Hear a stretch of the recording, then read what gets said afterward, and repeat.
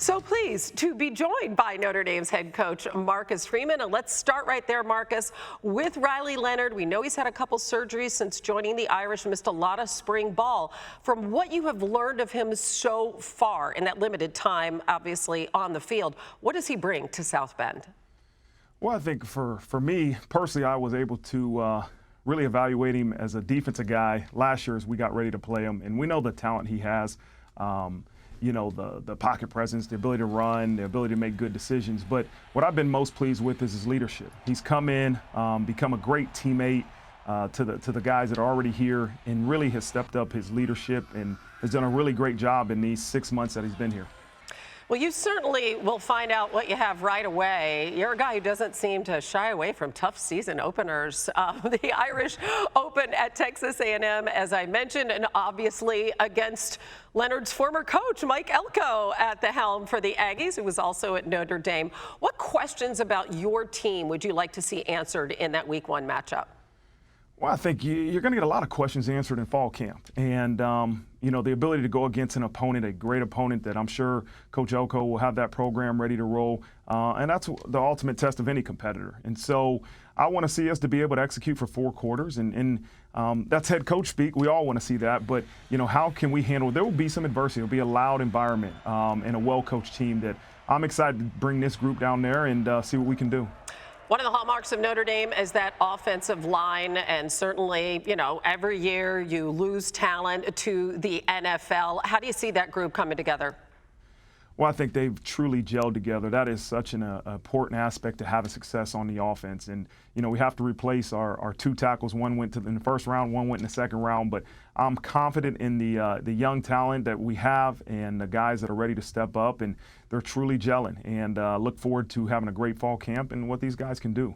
So Notre Dame and the conferences have agreed to this new 12-team playoff format. Top 5 spots go to the top-rated conference champs, the next 7 to the highest-ranked team. The Irish not eligible for a first-round bye as an independent. What are your thoughts about the format and how this format impacts Notre Dame's chances for a national title? Well, I'm a proponent of college football, and so to give more teams an opportunity to compete for the national championship and make the playoffs, I think it's going to be a great situation and something new, but I think it's going to be great for college football. As far as our season, our mindset, we still have the same approach. That our job is to try to go out and win every game we play.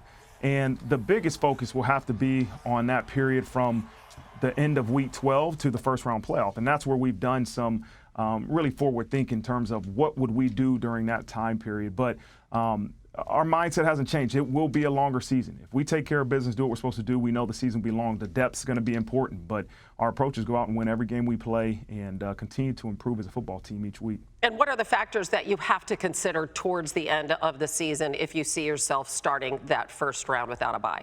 Well, I think you got to take into consideration a lot of our young people will be taking finals, right? So usually when they were in finals in previous years, coaches were on the road recruiting. Coaches won't be on the road recruiting anymore. We have an early signing period with recruiting. You know, so all these different elements in terms of, okay, when are we going to practice and coincide that with finals, and, okay, what time are we going to, you know, get certain aspects of running a football program done, and then what is going to be our development during that time? How much are we going to practice? What things we want to do? And so those are just all different ideas and different situations we've discussed as a sports performance staff and as a football program, and I think we have a good plan in place. Talking about the recruiting front, Notre Dame making a significant move this week. You promote a woman, Zaire Turner, to Director of Player Personnel, one of just a few women to hold that position in college football. In a nutshell, why was this an important move for you to make? Well, I think she's qualified. She's done an unbelievable job. And our general manager, Chad Bowden, who runs our recruiting department, approached me with this when we had an opening for our Director of Player Personnel. And I thought it was just the greatest idea because she's qualified and we know she'll do a great job. And she's a critical part of making sure we have a successful program. And I was extremely pleased to let her know about the promotion, but I'm confident that the job that she's been asked to do will get done at a high level. That's really great. So something else new in college football this year is the 2-minute warning. So we want to do a 2-minute drill with you, okay? Okay. Okay. Here we go. Let's start the clock. Okay, this is big on TikTok right now. How many unread text messages do you have? 1. Wow. From who?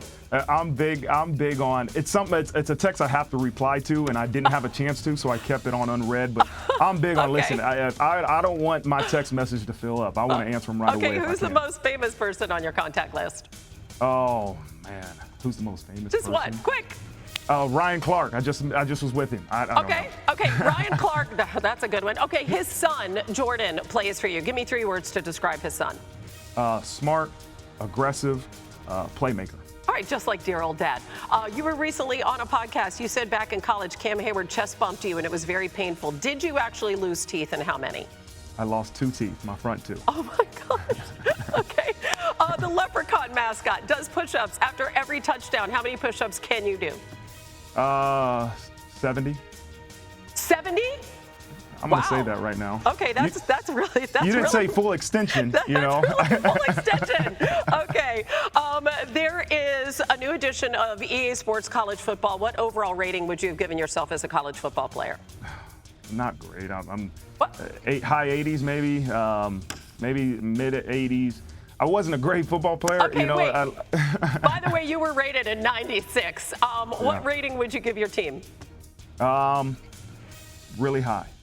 You know, now they got to live up to that expectation. But if that rating is based on potential, it's going to be high. Now that we got to go and do it. Okay, a familiar face is returning to do play-by-play for your games this season. How do you feel about Dan Hicks calling games this season? I tell you what, he is an ultimate professional. But the thing I respect about him most is that he has a great wife, and he's going to make this program better. Which famous female alum would you like to have on the sideline this year? Last question. The one I'm talking to. Yay! Bing, bing, bing. Perfect. Give me something.